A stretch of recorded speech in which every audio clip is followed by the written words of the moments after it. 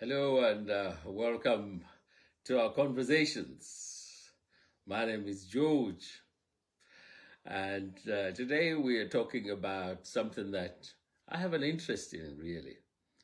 Last week, I was talking to a very successful business person who is intrinsically an entrepreneur, a real entrepreneur. And he's been through the mill, as it were. But he also said to me that they were looking at putting together a vehicle which would help to support entrepreneurs financially and, of course, offer other support. The whole aim being to encourage and develop entrepreneurship and take it to the next level. You know, Africa really does need wealth creators. And in fact, the whole world needs wealth creators. But here on our continent, we really do need that. And there's things that hold us back, and that's what I wanted to talk about.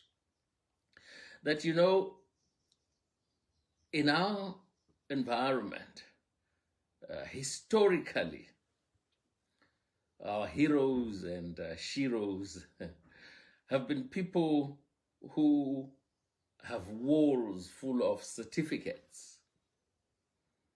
Bachelor's degree in this, master's degrees, PhD in this, doctor that. And there's nothing wrong with all that if an individual's goal is the academic route or a route that requires that as a tool to achieve the goal. But what we have found in our system is that the educational system, and indeed the very culture of parents, we're all guilty, parents, employers, etc., it values certificates. And so the title of today is that it's not the certificates. They value certificates. I have this degree, that degree, and then you'll jump ahead of the queue to get a job. And the emphasis was get those degrees, get yourself a great job, and be safe. That was the emphasis, and that was the culture. There was no culture of encouraging the entrepreneur, the risk taker, the guy who believes in his mind that he can achieve great things. He can create jobs. He can create wealth. He'll pay taxes and improve the economy generally. That person wasn't catered for.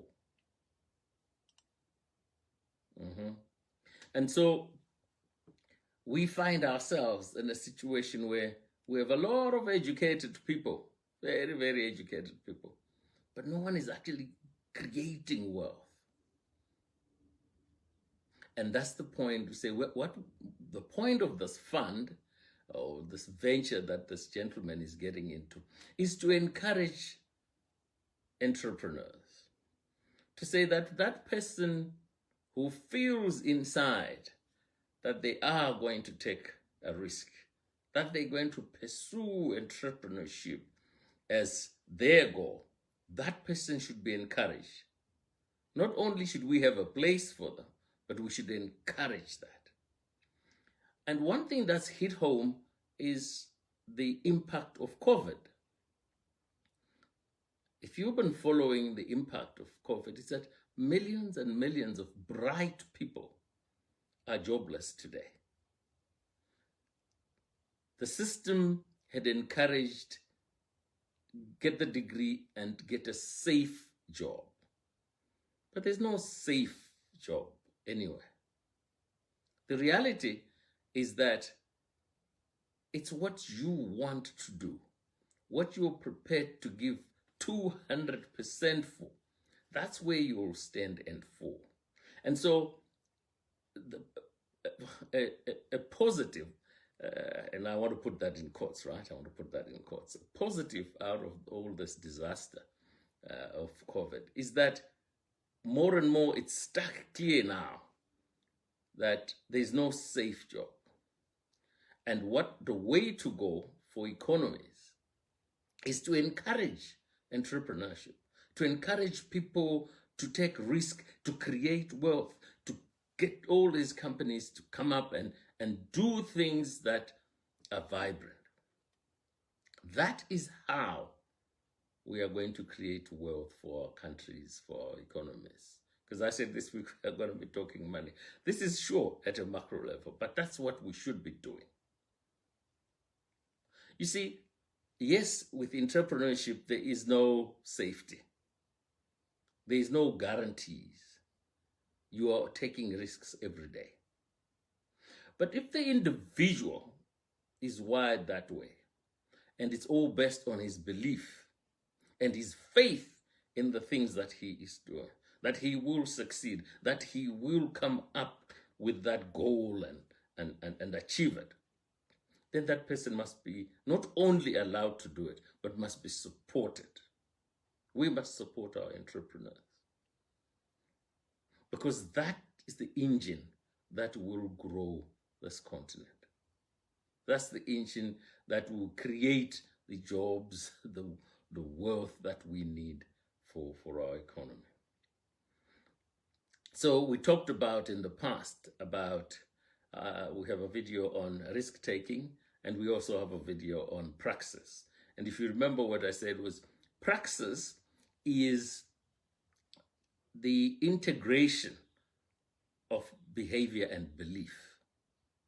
That is aligning one's behavior to one's beliefs.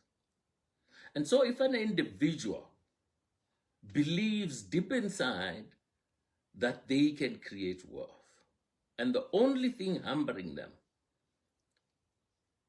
is capital and other support, then we must make the way available for him to do so, to achieve that, to achieve his goal, because he's got the number one ingredient, and that is prepared to take risks. He knows that entrepreneurship is about trying, falling and getting up and falling again and trying until you get there. And the only thing that holds you, the only thing that ensures that you keep going is your belief in the fact that you are going to achieve. Your belief in your ability to pull the rabbit out of the hat, as it were. And so when we had this discussion, I thought, yeah, let's talk about it today, because we're talking money. We're talking money, but not just money on an individual level. Yesterday, we talked about creating passive income. And the true entrepreneur will end up with those 7 streams of passive income that we talked about, passive income and active income and all that, because he is willing and prepared to take a chance to do it. And so as parents, as institutions, we need to change our culture, to change the way we look at entrepreneurship, not as, oh, the failed kid who is now trying to do something, but to support him. And yeah, sure, the guy who wants to have 10 degrees and write books, that's great, support him as well. But he's not going to generate wealth. He's not going to create employment. He's not going to pay great taxes. And therefore, we should put our money where our mouth is and support the entrepreneurs. So I thought today I'll talk about supporting entrepreneurs, because I really, truly think that that is the only way we as a continent, we as economies in Africa, we can get to be where we should be, where we definitely should be. All right. Okay, folks, that I've had my rant for the day.